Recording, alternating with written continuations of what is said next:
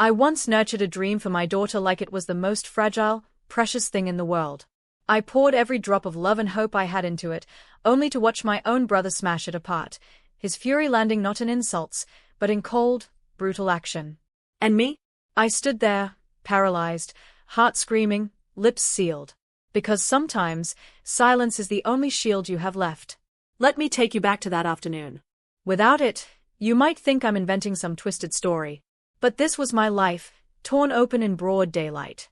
It was one of those crisp autumn days, the kind where the air smells of dried leaves and possibilities. My daughter, Sophie, was 7 back then. Pure wonder wrapped in a giggle, a little ball of curiosity and sunlight. She'd recently become obsessed with the telescope I'd surprised her with. A sleek, silver beauty she'd spent months drawing in the margins of her notebooks. It wasn't just a toy. It was her doorway to the stars, her way to chase the universe from our modest backyard. That day, my brother Nathan and our father Gerald came over. Family visits were always tense, a shadow of old storms hanging over us, but I invited them anyway, clinging to some foolish hope that maybe this time, we'd manage to be a normal family. Sophie could barely contain her excitement. "Uncle Nate, Grandpa, come see," she squealed, tugging them toward the patio where her telescope stood gleaming in the fading light. She started pointing out constellations she'd memoized, voice bright and alive, rivaling the starlight she adored. But then I noticed it, Nathan's face darkening, his jaw tightening like a coiled spring. I knew that expression. I'd spent my entire childhood navigating his tempers, always smoothing things over, trying to keep him from detonating.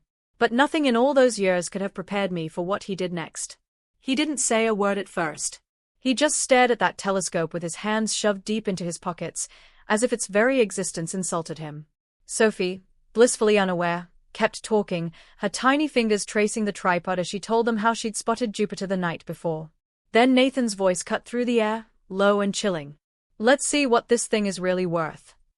Before I could even process his words, he strode over to the garage, grabbed a heavy, rusted wrench meant for fixing engines, not for this, and swung. The first blow cracked the lens with a sickening snap, a sound that felt like bone breaking. Sophie gasped, hands flying to her face, her dream collapsing in real time. He swung again. The tripod crumpled, folding in on itself like a wounded animal. I stood frozen, lungs locked, watching my daughter's joy splinter into shards on the cold ground. Nathan looked at Sophie, his eyes hard, and spat out, "This is what happens when you flaunt what you've got." He called it a lesson, as if crushing a child's heart was some moral favor. And my father? He didn't yell. He didn't rush to comfort Sophie. He just crossed his arms and muttered, "You shouldn't have spoiled her like that, Ashley." Spoiled. As if letting my daughter dream was some unforgivable sin. I didn't scream. I didn't snatch the wrench or collapse into sobs. I stood there trembling, wearing a mask of calm I didn't feel. Sometimes the only way to keep from shattering is to lock yourself still. Nathan tossed the wrench onto the grass with a dull thud, his face carrying the smugness of someone who thinks they've won. My father nodded slightly, like they just handed down some grand family truth. But this wasn't new. Nathan had been burning through my life since we were kids, a wildfire I could never outrun. When he failed, I was the scapegoat. When he raged, I had to shrink. "Don't provoke your brother, Ashley," my father would always say, as if I could control the storms inside him. I clawed my way through nursing school despite them, built a life for Sophie and me. Stability, safety. And still, I sent money when they needed it, rent, car repairs, hospital bills. But it was never enough.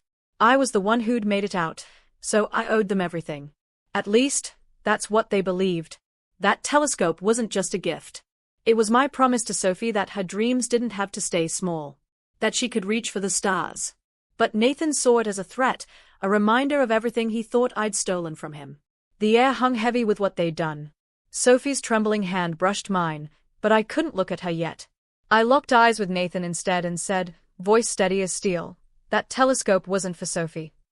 His smugness faltered, confusion flashing across his face. "What?"